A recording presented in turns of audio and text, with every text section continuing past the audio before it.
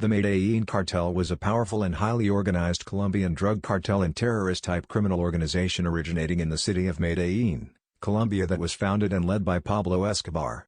The drug cartel operated from 1972 to 1993 in Bolivia, Colombia, Panama, Central America, Peru, the United States, which included cities such as Los Angeles and Miami, as well as in Canada.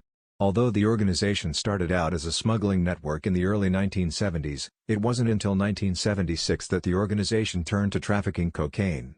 At the height of its operations, the Medellin cartel smuggled multiple tons of cocaine each week into countries around the world and brought in up to $60 million daily in drug profits. Although notorious for once dominating the illegal cocaine trade, the organization, particularly in its later years, was also noted for its use of violence for political aims and its asymmetric war against the Colombian government, primarily in the form of bombings, kidnappings, indiscriminate murder of law enforcement and political assassination. At its height, the Medellin cartel was the largest drug cartel in the world and smuggled 3 times as much cocaine as their main competitor, the Cali Cartel, an international drug trafficking organization based in the Valle del Cauca department of Colombia. At this time, the Medellin cartel was generating over $20 billion annually.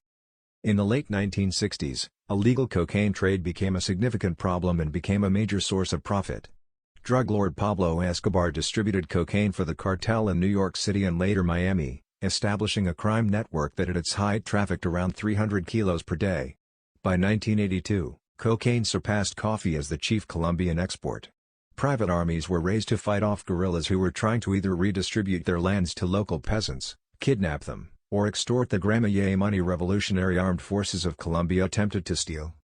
At the end of 1981 and the beginning of 1982, members of the Medellin cartel, the Colombian military, the U.S.-based corporation Texas Petroleum, the Colombian legislature, small industrialists, and wealthy cattle ranchers came together in a series of meetings in Puerto Boyacá and formed a paramilitary organization known as Muerte Secuestradores to defend their economic interests, and to provide protection for local elites from kidnappings and extortion. By 1983, Colombian Internal Affairs had registered 240 political killings by mass death squads, mostly community leaders, elected officials, and farmers. The following year, the Asociación Campesina de Ganaderos y Agricultores del Magdalena Medio was created to handle both the logistics and the public relations of the organization, and to provide a legal front for various paramilitary groups. ACDAGM worked to promote anti-labor policies, and threatened anyone involved with organizing for labor or peasants' rights. The threats were backed up by the MAS, which would attack or assassinate anyone who was suspected of being a subversive. ACDAGM also built schools whose stated purpose was the creation of a patriotic and anti-communist educational environment, and built roads, bridges, and health clinics. Paramilitary recruiting, weapons storage, communications, propaganda, and medical services were all run out of ACDAGM headquarters. By the mid-1980s, ACDAGM and MAS had undergone significant growth. In 1985, the drug trafficker Pablo Escobar began funneling large amounts of cash into the organization to pay for equipment, training, and weaponry. Money for social projects was cut off and redirected towards strengthening the MAS. Modern battle rifles, such as the AKM, FNFL, Galil, and HKG-3, were purchased from the military, Indumal, and drug-funded private sales. The organization had computers and ran a communications center that worked in coordination with the state telecommunications office. They had 30 pilots, and an assortment of fixed-wing aircraft and helicopters. British, Israeli, and U.S. military instructors were hired to teach at paramilitary training centers. Once U.S. authorities were made aware of questionable activities, the group was put under Federal Drug Task Force surveillance. Evidence was gathered, compiled, and presented to a grand jury, resulting in indictments, arrests, and prison sentences for those convicted in the United States. However, very few Colombian cartel leaders were actually taken into custody as a result of these operations. Mostly, non-Colombians conspiring with the cartel were the fruits of these indictments in the United States. Most Colombians targeted, as well as those named in such indictments, lived and stayed in Colombia, or fled before indictments were unsealed. However, by 1993 most, if not all, cartel fugitives had been either imprisoned, or located and shot dead, by the Colombian National Police trained and assisted by specialized military units and the CIA.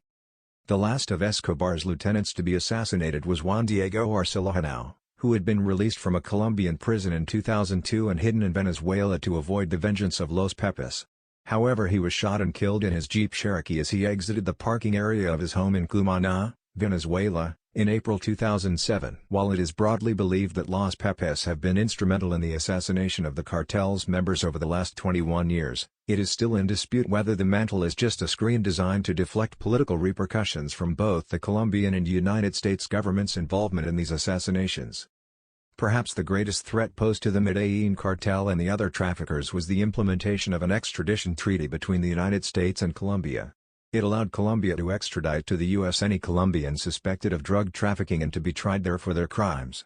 This was a major problem for the cartel, since the drug traffickers had little access to their local power and influence in the U.S., and a trial there would most likely lead to imprisonment.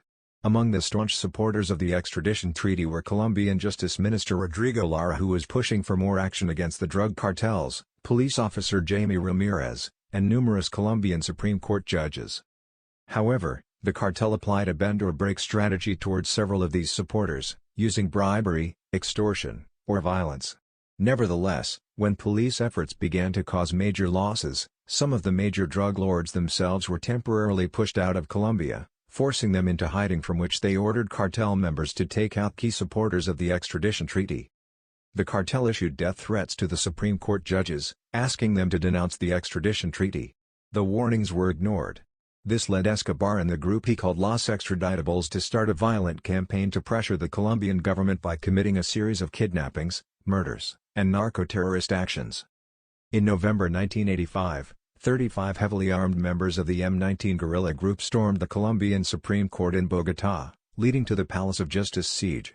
Some claimed at the time that the cartel's influence was behind the M19's raid, because of its interest in intimidating the Supreme Court.